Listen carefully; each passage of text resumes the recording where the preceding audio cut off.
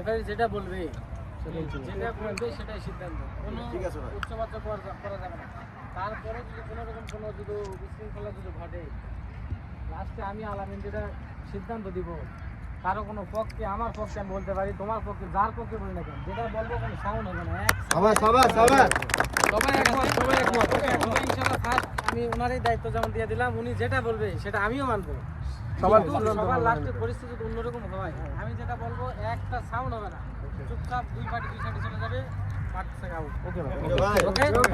আরেকটা বিষয় হচ্ছে আমরা অবশ্যই ওনাদের সম্মান করব, ওনারা যেটা বলবেন সেটা অবশ্যই আছে।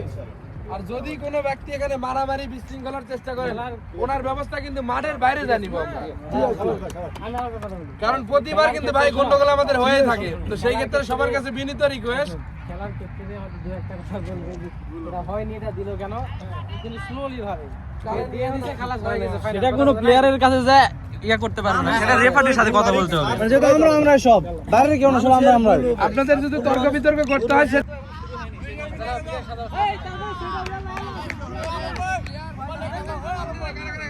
খেলেন।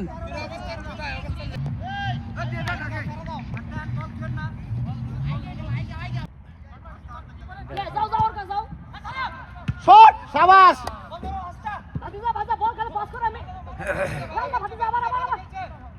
ধর একজন যাও শোন আগে যাও শট শট শোন আগে যাও শোন মার বড় গোল হয়ে যাবে এখানে।